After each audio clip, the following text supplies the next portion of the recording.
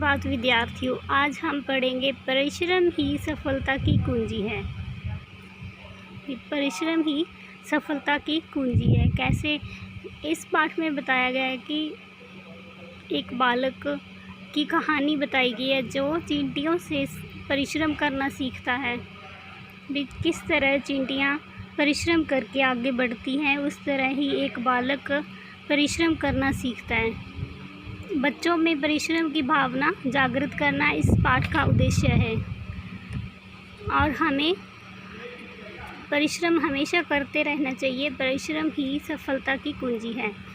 इस पाठ में बताया गया कि एक कहानी जो एक बालक की और चींटियों की है।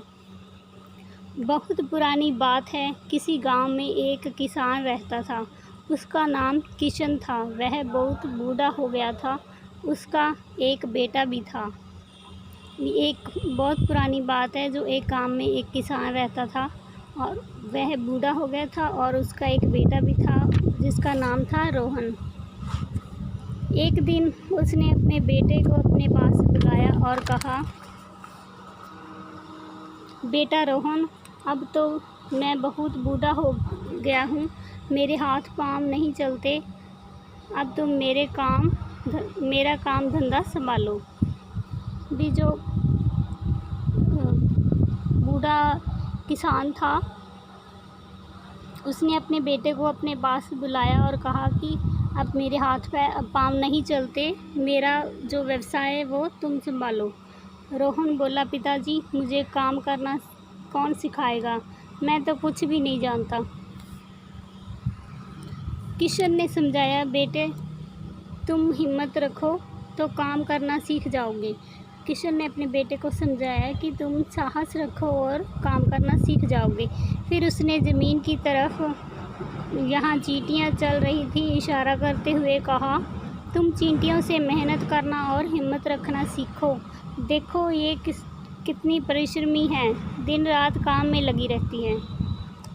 जो बूढ़ा किसान था उसने चींटियों की तरफ इशारा करते हुए समझाया कि इस तरह जैसे चींटियाँ परिश्रम कर रही है, इस तरह ही तुम भी परिश्रम करना सीखो और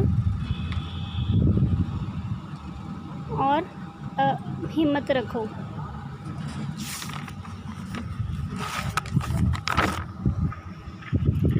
दूसरे दिन रोहन जब खाना खा रहा था तो उसने एक चींटी देखी। वह बोला, चींटी चींटी, मुझे काम करना सिखा दो।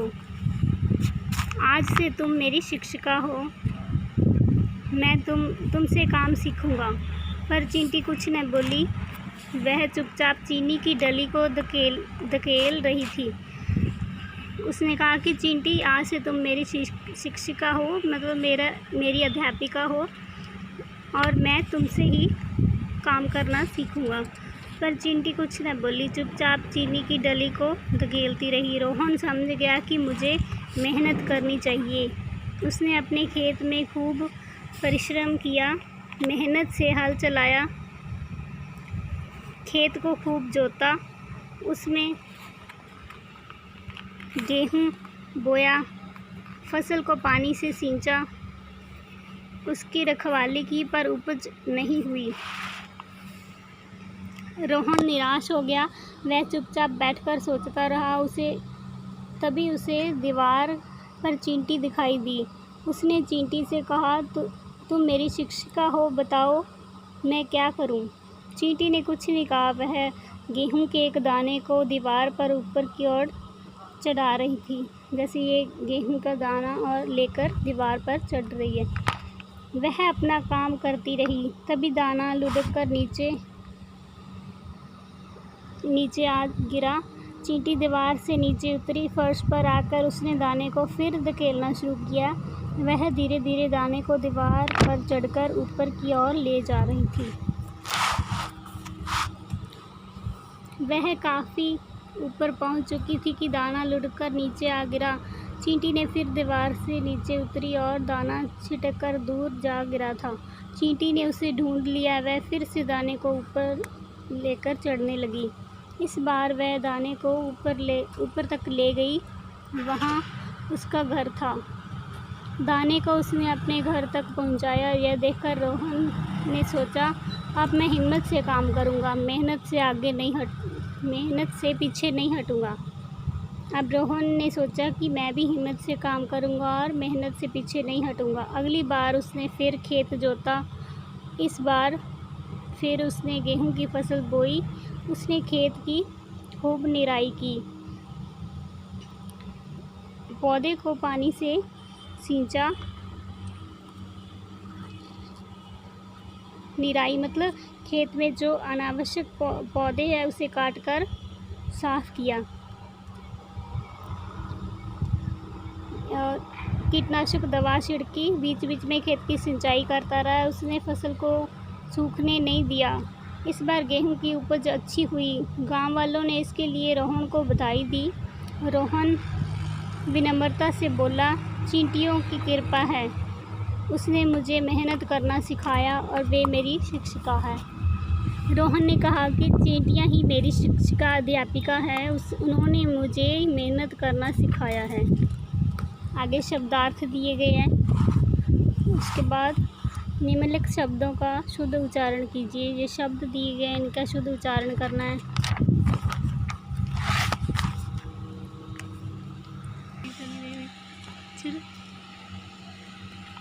सही विकल्प पर सही का निशान लगाइए। किसान का नाम था किशन। परिश्रमी होती हैं, क्या होती है? चींटियाँ। रोहन ने अपनी शिक्षिका बनाया। किसको बनाया?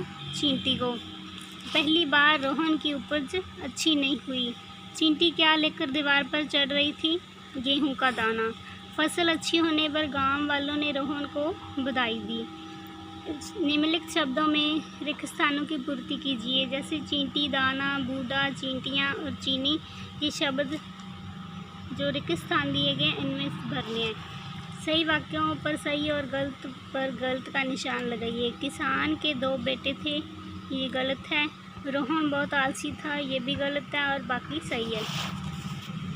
सुमेल कीजिए। उसका नाम रोहन था। ये दिन रात काम में लगी रहती थी। फसल को पानी से सींचा, वह काफ़ी ऊपर तक पहुंच चुकी। इस बार गेहूं की उपज अच्छी हुई।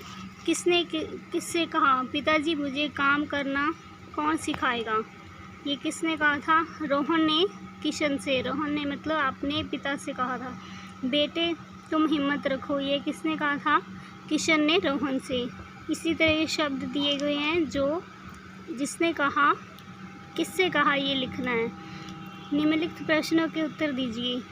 ये 5 प्रश्न दिए गए हैं, उनके उत्तर लिखने हैं। सब चींटियों की कृपा है, ऐसा रोहन ने गांव वालों से यह क्यों कहा? क्योंकि उसने मेहनत करना चींटियों से सीखा। वह चींटी को अपनी शिक्षिका समझता था। पढ़िए और लिखिए। जैसे शब्द दिए गए हैं, म, ए, ह, न, त, क्या बन गया? में, ह, न, त, मेहनत। इसी तरह ये शब्द दिए गए हैं जो जोड़कर लिखने हैं। निम्नलिखित शब्दों के बहुवचन रूप लिखिए। ये शब्द दिए हैं उनके बहुवचन रूप लिखने हैं। जैसे बेटा, बहुवचन रूप क्या होगा? बेटे। चींटी, चींटियाँ। इसी तरह ये सारे बहुवचन लिखने हैं। बेमेल शब्दों पर ये 0 बनाइए। इसमें से बेमेल शब्द जो उन पर 0 लगाना है।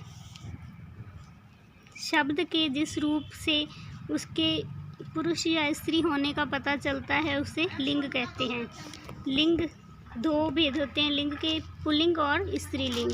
पुल्लिंग क्या होता है? जो शब्द पुरुष जाति का बोध कराते हैं उन्हें पुल्लिंग कहते हैं, जैसे बूढ़ा, बेटा, पिता, शिक्षक। और स्त्रीलिंग जो शब्द स्त्री जाति का बोध कराते हैं उन्हें स्त्रीलिंग कहते हैं, जैसे बुढ़िया, बेटी, माता, शिक्षिका आदि। निम्नलिखित शब्दों के लिंग बदलिए। ये शब्द दिए गए हैं, इनके लिंग बदलने, जैसे चींटा, चींटी, हाथी, हथिनी। इसी तरह ये सारे करने। ये था परिश्रम ही सफलता की कुंजी है। धन्यवाद।